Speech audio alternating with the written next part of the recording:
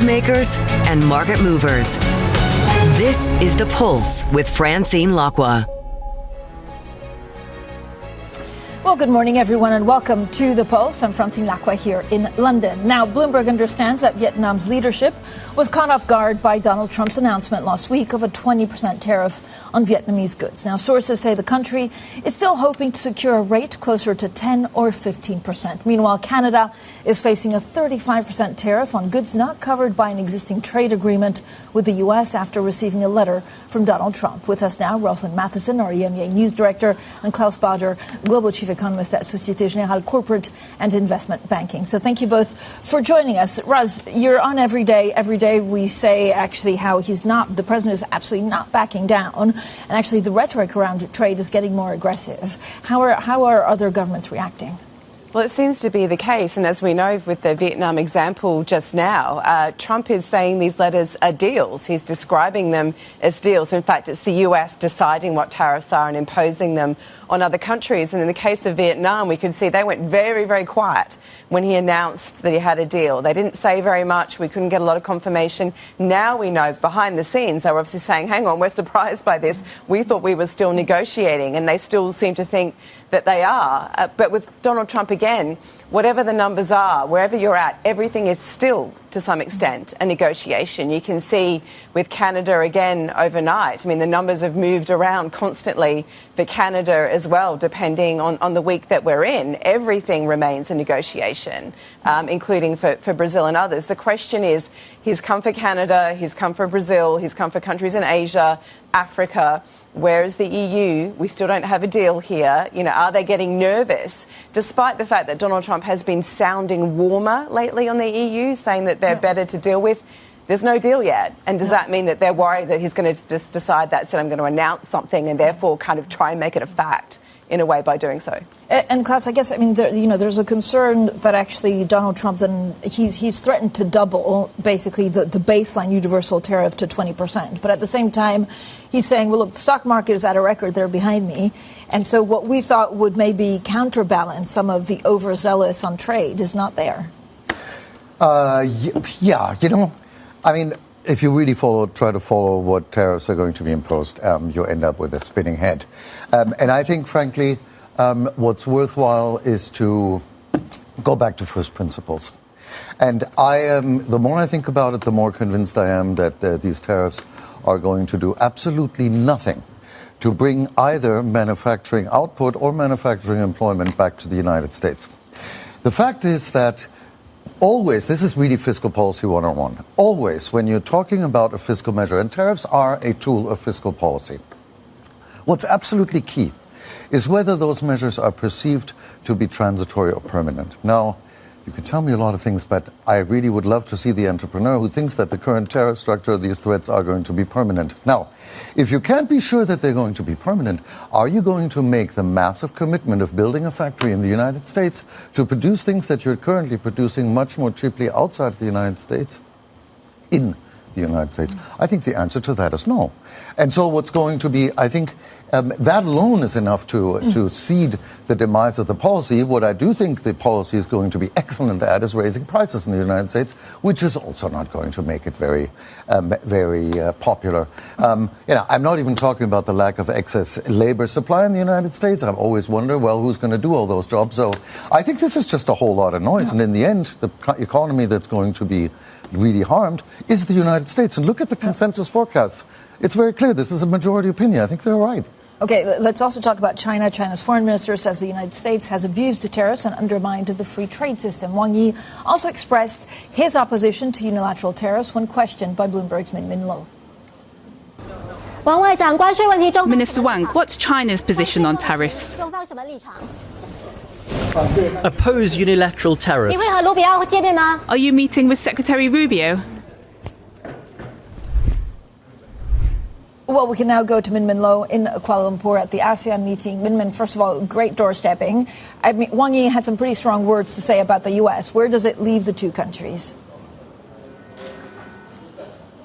Yes, he said that the U.S. has been undermining global trade, and he actually said he believes that ASEAN countries are going to push back against this unilateralism. He had a slew of meetings yesterday with the ASEAN foreign ministers, for instance, and he came out of that room grabbing hold of the hand of the Malaysian foreign minister in front of the media pool. It was clearly a very strategic sort of gesture in front of us to show the close ties between ASEAN and China, and this coming as the two sides are working to upgrade their free trade agreement before the end of the year. He also had this meeting with the Vietnamese foreign minister, which I thought was very interesting because Wang Yi said that China is willing to work with Vietnam to ensure that the legitimate interests of all countries is safeguarded. And this is interesting given the rhetoric that we have been hearing from China, warning that it's prepared to take countermeasures against countries that cut deals with the US that undermine Chinese interests. And yet, even though Vietnam has agreed to those tiered tariff levels, 40% on transshipment, that is really targeting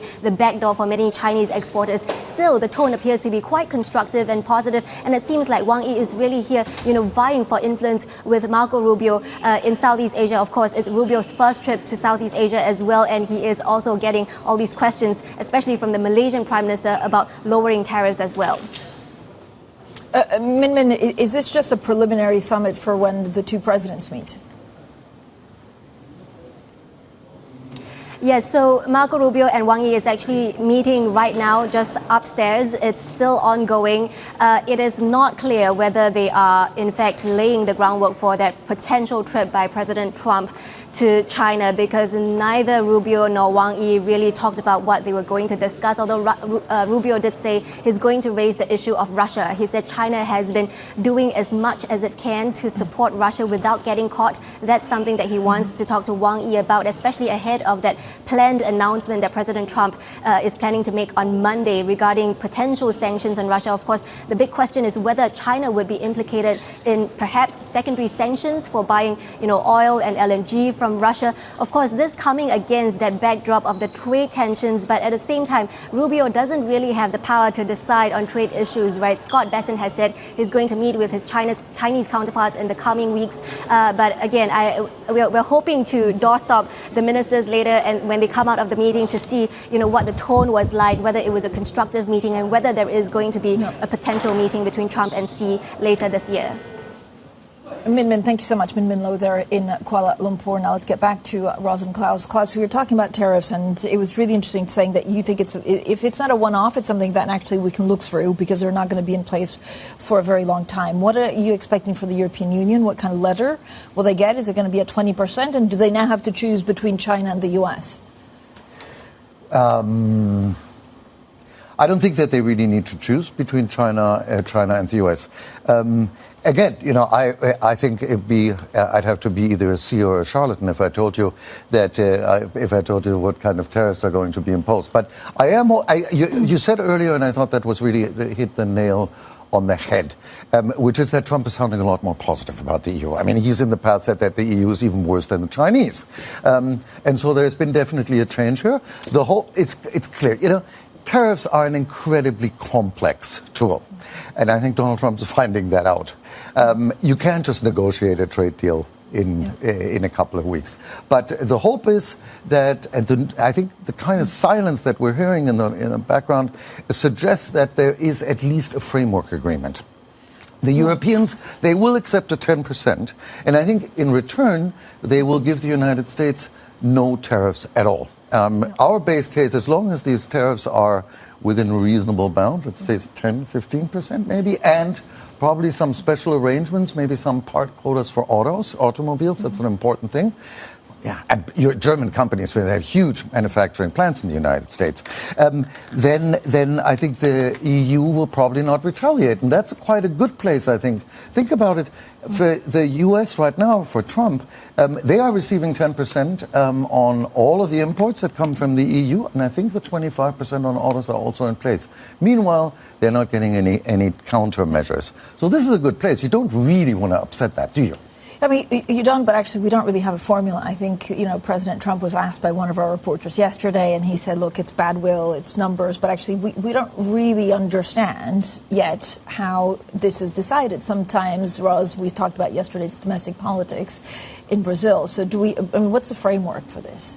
Well, that is the question. It is politics. I mean, we're talking about tariffs being a fiscal tool, but they're also very much a political tool, depending, again, on Trump's mood on a given day. He tried to use tariffs against Colombia on migration. Now he's been using them against Brazil on a domestic judicial matter because he's mates with the former leader of Brazil and friends with him. And so, you know, what proportion of the 20% is political and what proportion is actually based on trade reality? I mean, you're threatening tariffs on a country, for Brazil, for example, that has a trade surplus with you. So technically, it doesn't really make any sense economically. And so for countries working out how to deal with Donald Trump, it's just quite complicated because you look at Canada, the former Canadian leader, he tried to be tough, then he tried to placate Donald Trump. None of that seemed to work. Carney, the current leader, is trying some more of a middle ground, and that's not necessarily working either. You need to give Donald Trump the sense of a win without giving too much away, and that's exactly what the EU is trying to do. You manage it in a way that you give him some of the things that he's asking for without damaging yourself too much, but it has to be for Donald Trump to be a bit of a win, and that's how you maybe negotiate with him in all of this. Yeah, and yesterday we were speaking, for example, about coffee because of that 50%, tariffs on Brazil. It would actually make it cheaper for a European coffee maker to send things from the U.S. because their own roasters in the U.S. would be punished. Klaus, you basically said, look, you expect inflation to go up.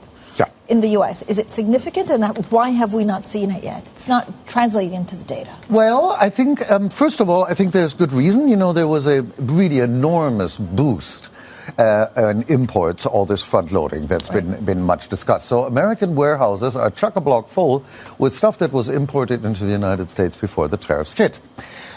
So I'm definitely not confident that just because you haven't seen a whole lot of pass-through, you're not going to see it. Besides, you see, the story is actually a little bit more complicated. In December and in January, goods prices ex-energy in the United States rose 0.6% a month in 2 months in succession. And at least according to the liaison and the commentary from the Federal Reserve, the principal reason that they heard from businesses was the anticipation of tariffs. Now, the last few months, goods price inflation has been very, very moderate. I think next week's inflation report is not going to bring a whole lot of good news. After a big undershoot and broad-based, you're going to see a broad-based big overshoot of what the Federal Reserve is looking at. So I think that would come as soon as next week. So that means repricing. I think we're going to start. I think we're going to start seeing it now. You know, pinning down when these effects come through by the month is a bit tricky. Yeah. But there are some weird things. For instance, used car prices in the U.S. have been really weak for several months. That's odd, right?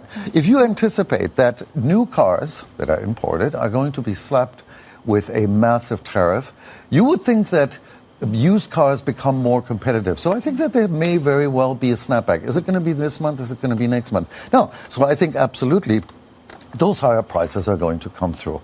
You know, there's the idea that the exporters are going to swallow the tariffs is, of course, laughable. Yeah. There's a little bit of that effect through the exchange rate, maybe. But you see, the textbook has not been fulfilled in reality. Yeah. The currencies that are being hit, or the economies that are being hit, are seeing their currencies actually appreciate rather than depreciate. And so that's not going to happen. And I don't think that importers and distributors' profit margins are wide enough to swallow them. I think most of it is going to end up with the consumer, and they're not going to be happy. And Russ, what do we know about the EU?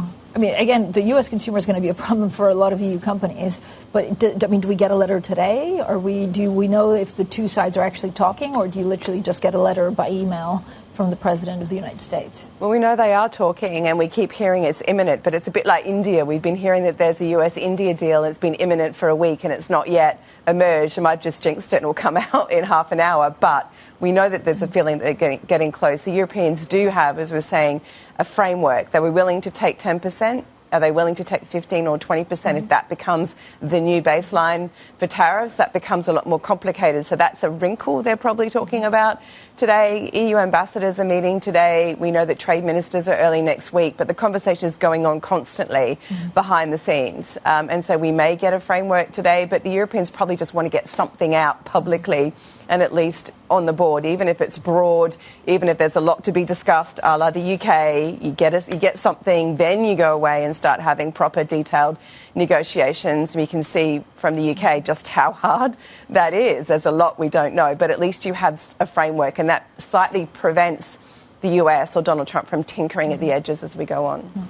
Klaus, very quickly, I mean, are we going to see a recession? You're not pointing to any good news, given how you explained everything. So could we also see a significant slowdown for the U.S. and the rest of the world? Well, I certainly think that the slowdown is absolutely inevitable. The U.S. economy has been growing around 2.75%. We are relatively sanguine about U.S. economic growth prospects, but we think that a slowdown by about 1 percentage point to around 1.75%, which would be below potential, is on the cards. I don't think recession unless you get additional shocks. But, again, the whole tariff landscape is so uncertain that you really can't exclude it. But I definitely don't. It is not our base case that the U.S. is going to slip into recession. Big slowdown, yeah. Recession, yeah, probably not. Okay, Klaus, thank you so much. Ross Matheson there, our EMEA News Director, and Klaus Baader from SocGen CIB. Coming up, EM currencies on their longest losing streak this year. We'll ask why next. And this is Bloomberg.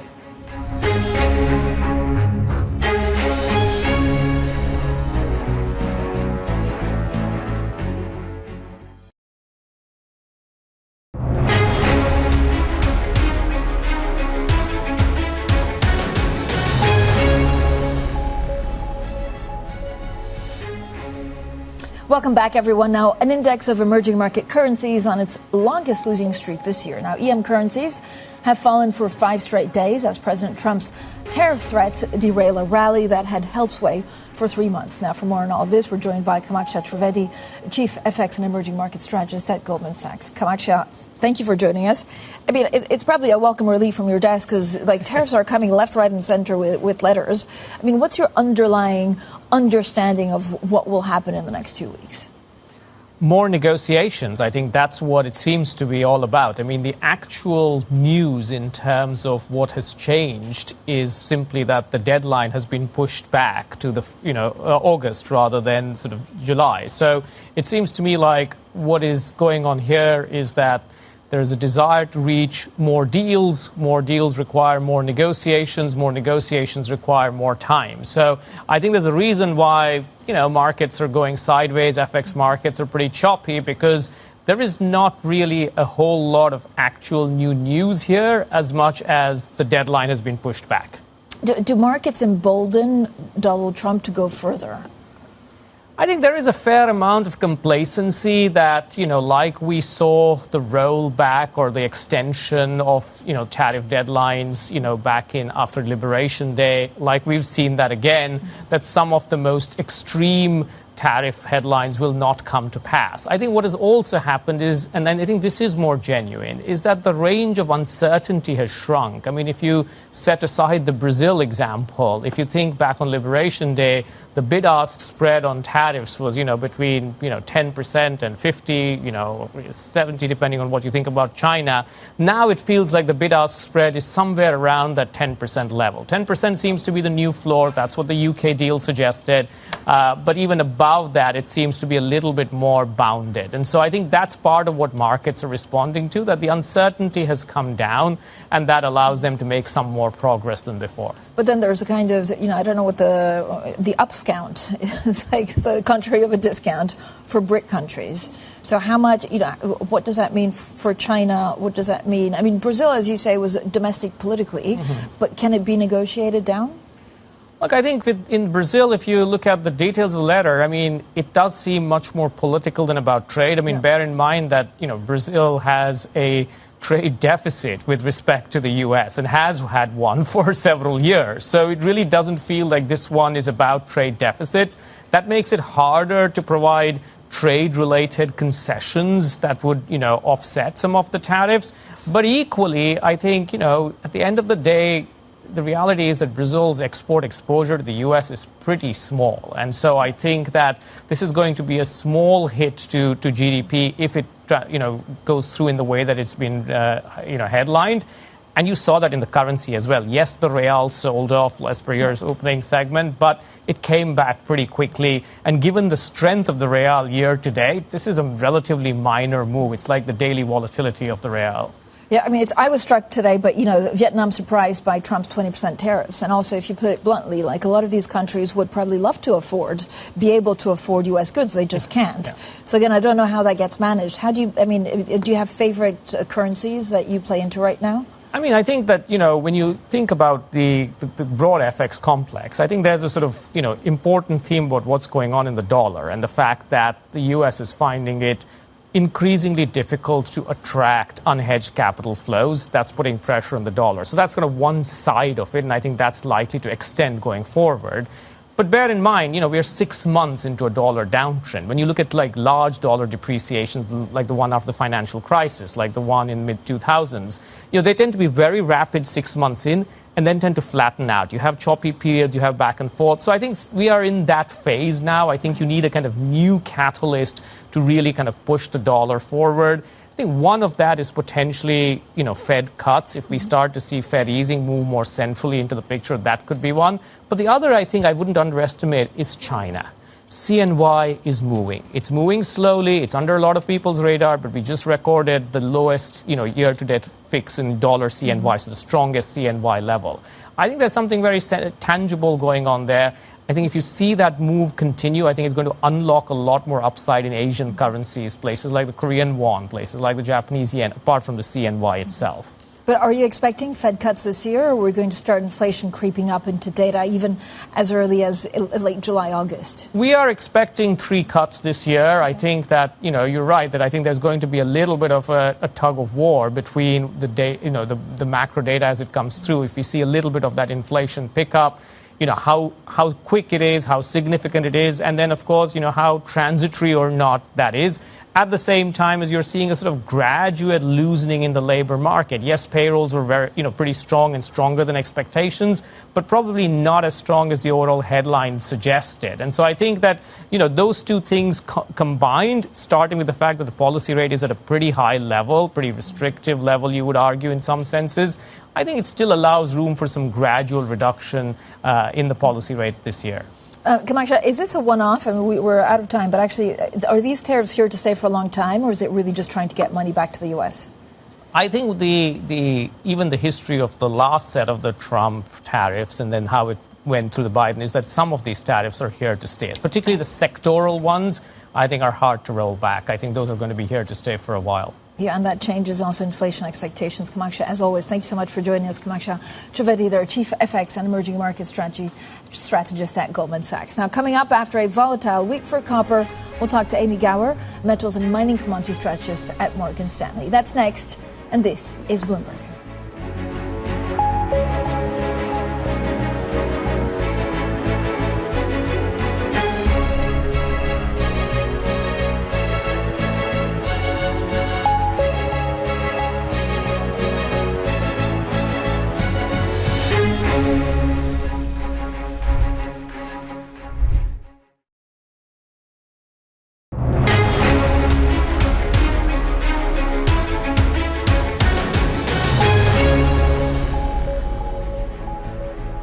Good morning, everyone, and welcome to The Pulse. I'm Francine Lacqua here in London, and these are your top stories. President Trump threatens a 35% tariffs on some Canadian goods and raises a prospect of increased levies on most other countries. Meanwhile, Vietnam says it's surprised by Trump's tariff announcement.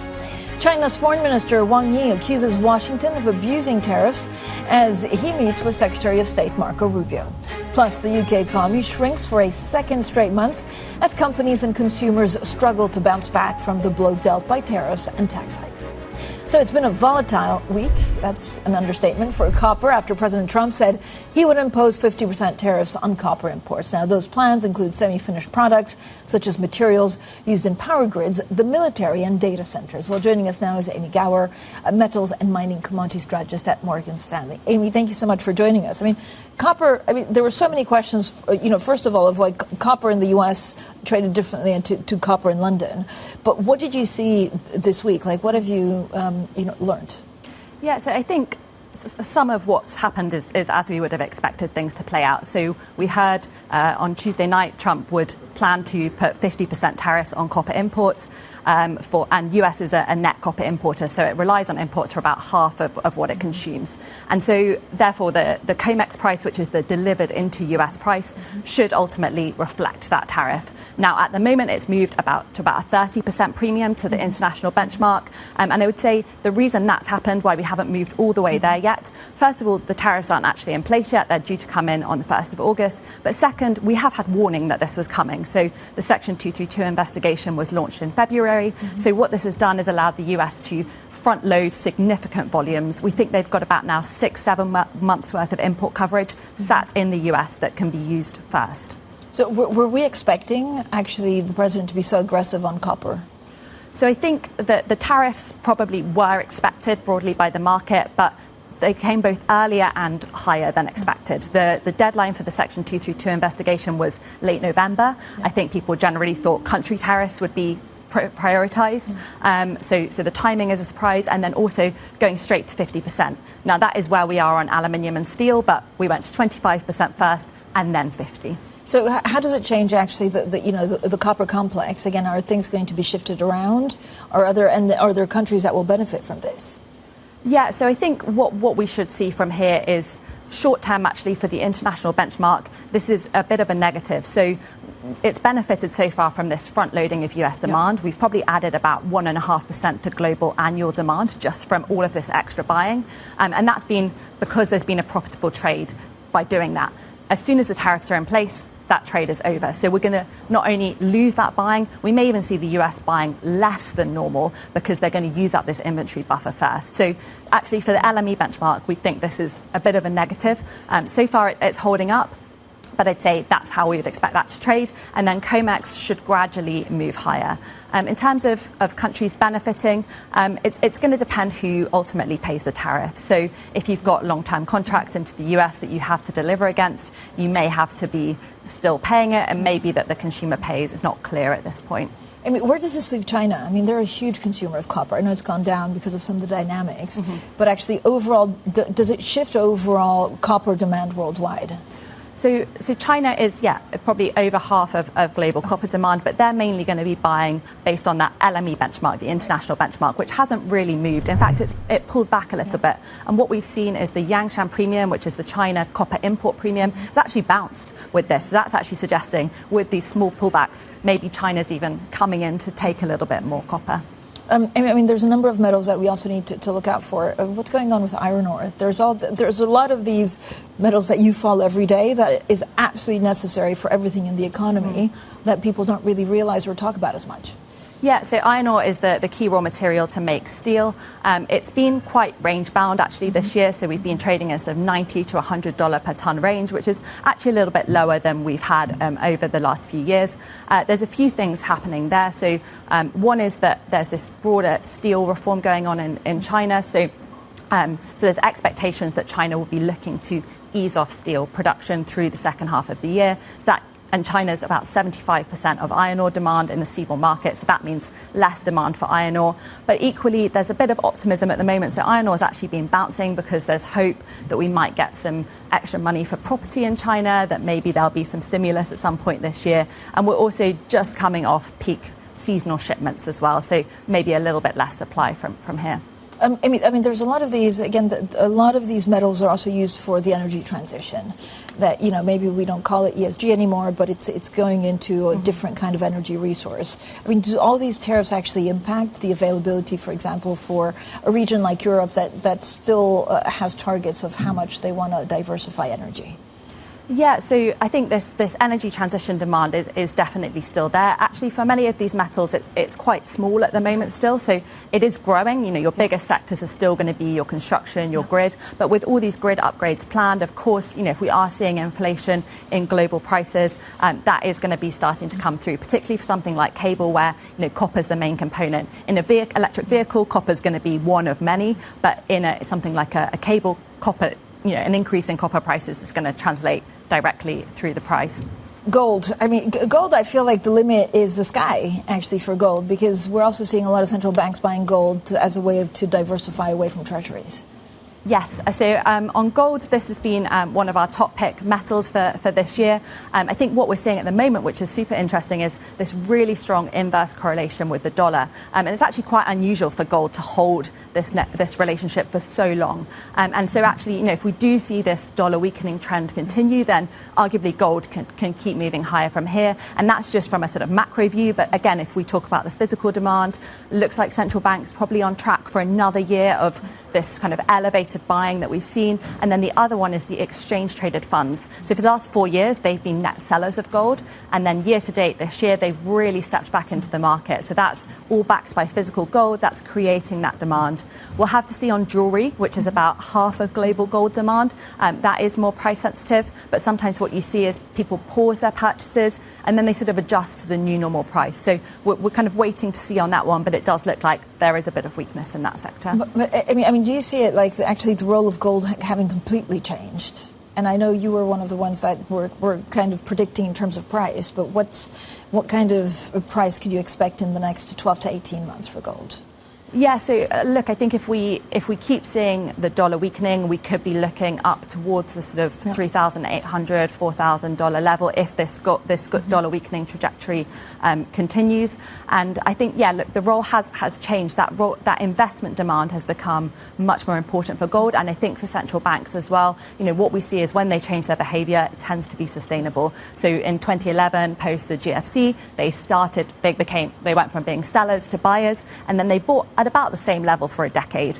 In 2022, they doubled that level, and we've now seen 3 years probably on track for a fourth year. So I'd say that is here to stay. So interesting. Amy, thank you so much for joining us today. Amy Gower, the metals and mining commodities strategist at Morgan Stanley. Now, the U.S. President Donald Trump says he'll make a major statement on Russia next week, just as the U.S. ramps up military support for Ukraine by sourcing more weapons through NATO allies. In a phone interview with NBC News, Trump doubled down on his criticism of Vladimir Putin, condemning Russia's ongoing assault on Ukraine. Well, let's bring in Bloomberg's Russia economics and government editor, Greg Sullivan. Greg, good morning. So what can we actually expect President Trump to say?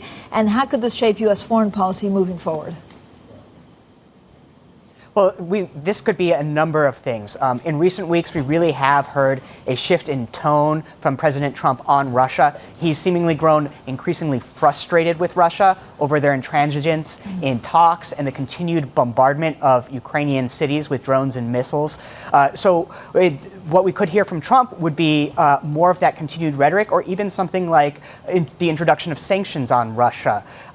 It could also be potentially an announcement about weapons deliveries to Ukraine as Ukraine seeks to protect itself from these bombardments. But on the other hand, we also had Secretary of State Marco Rubio, who just met with his Russian counterpart, Sergei Lavrov. They discussed Ukraine, among other things, in that discussion, and so it could be something out of that. The key thing to watch will be, is there some kind of concrete announcement, something on sanctions, weapons deliveries, or the talks at hand, or is this just really more rhetoric? And that will be the key to deciding whether this is an actual shift in U.S. policy or whether this is continued frustration with Putin, but not really a real policy change. Greg, President Trump also threatened the possibility of more sanctions against Russia. So how likely is this? Well, up until now, we've seen a real reluctance from President Trump to impose sanctions on Moscow. He has said on a number of occasions that that is an option at hand and that he would consider it. But so far, there's been no introduction of sanctions, and we've heard that he's actually quite reluctant to do so. Some in his party, including in the Senate, are really anxious to try to impose new sanctions. There is a Senate legislation for imposing sanctions. It's quite punitive. But if he does decide to impose sanctions, it could come about quickly. He probably would have the backing of Congress. But as of right now, it seems that it's still rhetoric. We don't know if he's actually decided that, yes, now is the moment. That's something we could learn on Monday as well. Greg, meanwhile, the Ukrainian president attended a conference in Rome and seemed pretty optimistic. What are the main key takeaways? Yeah, there definitely were some positive sounds from President Volodymyr Zelenskiy coming out of that conference. Zelenskiy's been on the hunt for Patriot missile batteries. Those help protect against the drone and missile barrages that Russia has been launching against Ukraine. He seemed pretty confident that those would be coming, and allies seem to back that up, saying that Patriot would be delivered to Ukraine and that they were on board with supplying Ukraine with that. Trump said that they would be supplied, but that NATO allies would pay for them. So it does seem some movement there in terms of the deliveries. Of course, this is coming against the backdrop of these incredibly large and growing missile and drone barrages that Russia has been launching against it. So Ukraine really looking for ways to try to shield against those increasingly lethal attacks. Greg, thanks so much. Greg Sullivan there with the very latest, of course, on Russia and Ukraine. Now, Britain and France have agreed to exchange migrants as part of a plan to deter illegal crossing by boat. Now, the deal was struck by the UK Prime Minister, Keir Starmer, and Emmanuel Macron, wrapping up a state visit from the French president to London this week. Let's bring in Lionel Laurent, our Bloomberg opinion columnist. Lionel, this is a pilot program. What are the chances of it working? Yes, that's right. But before we even talk about the chance of it working, it has to be signed off. Macron was very clear to say that this would need to be signed off as well by Europe, because this is an EU border, part of a long-standing issue, but Brexit has kind of made it worse. Now, I think the chances of it working, before we even decide what success is, it'll take political will. We've seen this kind of deal happen between the EU and Turkey, for example, and we've seen that what this can do is bring the numbers down, but it does require political will, because when ties between EU and Turkey got strained, the numbers went up again. So there is always this risk of weaponization of migration. So it will depend a lot on the politics. So it has to be signed off legally first, and then politics will take over. So what else has come from Macron's state visit to the UK? So for the UK, this really was a lot about migrants, small boats from the front page of the news in the UK. On the French side, it was a bit different. France's goal is really about geopolitics and defense in the age of Trump and with the war in Ukraine. And we saw a lot of emphasis placed on more defense cooperation, even this talk of nuclear coordination, which is a very interesting signal being sent both to Russia and the US in terms of Europeans doing more. And also satellites. The UK agreed to invest in a French satellite company, which is seen as a competitor to Starlink. So we can see these two countries are getting more constructive and working together better, but they clearly have very different priorities when it comes to their relationship. How important was this visit when it comes to a reset between the UK and France, and actually the UK and Europe, Lionel? It's important because I think it's just for France as well. If you think about how the relationship between France and Germany is progressing, Germany is clearly rising now as the leader on the continent with the most room to spend on defence, and Merz is now taking more of a leadership role. So I think France is naturally finding more partners, hedging its bets, and I think given the history of France and the UK and their nature as nuclear power and defence-oriented mid-sized countries, they are still interested in keeping that relationship going. So I think it's pretty important, even if not all the scars have healed. Lionel, thank you so much. Lionel Laurent there, a Bloomberg opinion columnist, and also check out Lionel's weekly newsletter. It's really good. Coming up, the CEO of Europe's most valuable company on whether Europe can compete on the AI world stage. More from our exclusive interview with SAP's Christian Klein. That's next, and this is Bloomberg.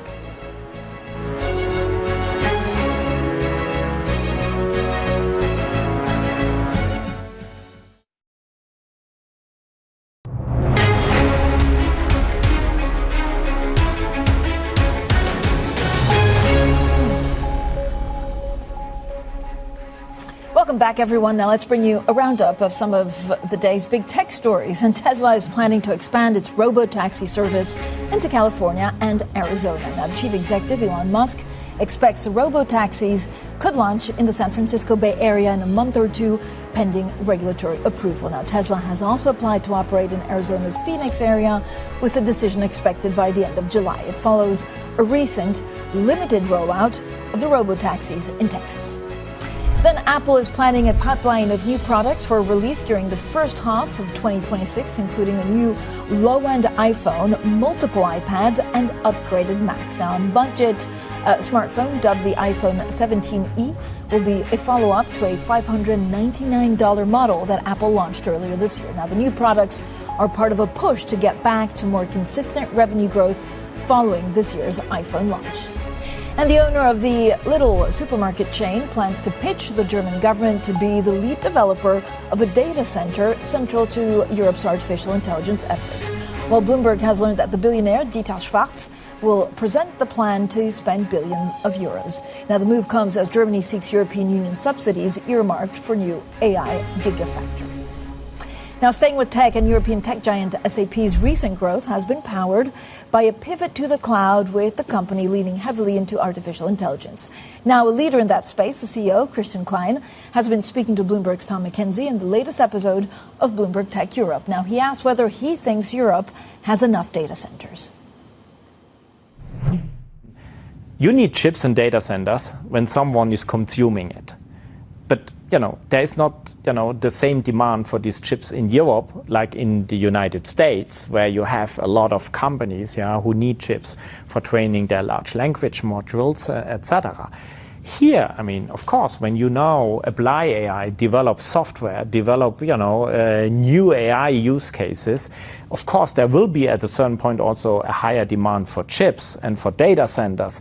But, now just focusing on the infra layer, on building data centers, I would predict there is for sure not so much demand right now. So you need to come also from the demand layer, from the top, from the software, from the AI layer, where, again, the race is not decided yet. And then, of course, what that drives is then finally more demand for chips, but in that order, not necessarily just building data centers for the sake of building data centers. Is the EU AI Act, is it a hindrance to our development of this technology or a catalyst? How do you see the regulatory environment when it comes to AI? When I'm sometimes, talking in Brussels or in other, councils in Europe, the first topic is always regulation. And I wonder sometimes, can we maybe first talk about competitiveness and opportunities and how we use now AI to make our industries more competitive? And because then, when you are leading there, then you can ask also the question how to regulate. Honestly, I don't see in Europe now so many AI use cases who need now deep regulation so far. Now, regulation, I'm not against it. The problem with regulation and with the AI Act is, I would say Brussels come in with the absolutely right intent. They say, what, this technology needs to be regulated. I'm not against that, as long as you're regulating, business outcomes, and you also ensure there is a fair competition. I'm absolutely in for that. The problem here in Europe is they're having all the right strategic intent, but then they are putting this in place. But the member states, they just keep what they have, and then you're just adding another layer. Because then you have AI policies all over the place, and then they're overlapping, and the one data protection officer says that, the other says that. It's like going to 5 doctors and they tell you 5 times a different thing. And now you imagine you are a startup and you want to scale your technology, and in every country you are going in Europe, you hear a different story on how to adhere to any kind of AI act. Well, you can catch more from Tom's interview with the SAP chief executive on this month's episode of Bloomberg Tech Europe Online. Tom, with us now, also talking about food and drinks on the sidelines. But, Tom, back to tech. Yeah. How well positions are SAP going forward? Before I get to that point, just going back, 2020 is when he came sole CEO, Christian Klein, and he pulled the guidance, the 5-year guidance. The stock dropped in 2020 by 30%. SAP stock is since up about 170%. So he's seen this turnaround, and part of that is because they switched away from licenses on-premise for their customers to in-the-cloud agreements, and they've been able to add value and add on to that. Going forward, the question is, that process in terms of moving from on-premise licenses to the cloud, that kind of wraps up in 2027. So there are big question marks about where the growth comes from after that. Christian Klein told me he sees there's going to be innovation. He's lent into AI, and he thinks that's going to propel the stock and the growth going forward. But I think it remains a pertinent question. And just for the context, SAP is basically the nerve center for about 90% of Fortune 500 companies. The nerve center. It provides the software that manages HR, logistics, finance. That is how important this company is. Quickly, Jobs? he has spoken to me about jobs, and he says we are underappreciating the impact it's going to have on the labour market, and that is going to be part of the next episode. We're going to focus on how AI impacts jobs and the labour market. Christian Klein, a pretty clarion call saying we need to wake up and we need to retrain and educate people about how to adjust to an AI-changed labour market. Great. Tom, thank you so much. Stick around because we're talking food and drink next. But please, everyone should catch the next episode of Bloomberg Tech Europe. We will look at how AI is changing the labor force. Catch it on August 15th. Now, it's tourist high season in New York right now, but things are quieter than usual. The city set to see visitors drop 17% from last year, a loss of 2.5 million people. But if the Big Apple is dimming as a destination, its brand is more powerful than ever in London, where the New York influence is pervading the food and drink scene on multiple fronts. Well, Bloomberg's food editor, Kate Crater, joins us with the very latest. We're keeping Tom because he has a couple of things to say about Martini Rosso. Kate, so good to speak to you. I've been waiting to understand where we should go here in London for the weekend. I mean, why all this talk about New York food in London? It's a fascinating time. I think traditionally Brits are not so spontaneous when they go out to eat, and they like to make reservations and they like to have a culinary experience. And now here we come from New York, giving you all these things that you might not have experienced to its full extent, including pizza. There's great bagels. There's totally bagels that are worth going to eat. There's monster cookies, but especially at restaurants now, you see this really cool New York influence, and it manifests as like friendly waiters who want to, I mean, friendly maybe not, but who want to have a conversation, semi-friendly waiters. And there's steaks, and there's even cheeseburgers on prime menus, prime restaurant menus that you would never have seen before. I mean, Tom loves a New York dining experience. Yeah. I would say we call them bagels in East London, by the way, bagels, and we have a long tradition in East London of those bagels. But you were talking about the sloppy floppy pizza, and that's the difference. And I want to get the Italians' take on sloppy floppy pizza. Uh-oh, here we go. You're like killing me with sloppy floppy pizza. I mean, I was also told that the best pizza is in Japan, which also made me die inside, but then I tried it, and they were probably right. So what's the New York dining experience? Like, is it friendly? Or is it just the dishes? Well, it's sort of a vibe. It's an energy. I do think that Brits go out to eat to have food that they don't usually make at home. You know, they want to have something that will feel like, oh, this feels special. And in New York, we like to go out to have a party. You know, we entertain in restaurants. Our houses are small. Our dining rooms are non-existent. And so restaurants are where we can sort of entertain. And that energy has now come to London. So you feel it. If you walk in, there's a buzz. It's just like conviviality. It's really, it feels like a different energy. And I think it's contagious. I think you'll see more and more of it. I love that. It's a vibe. It's a vibe. So the summer drink is? Well, it's a martini. And here we go. There's history, and it is a bit hazy, probably because too many drinks. But it supposedly originated at the Knickerbocker Hotel in New York City. So the martini could be officially from New York City. That you could say that. You could say that. Some would say that. I know.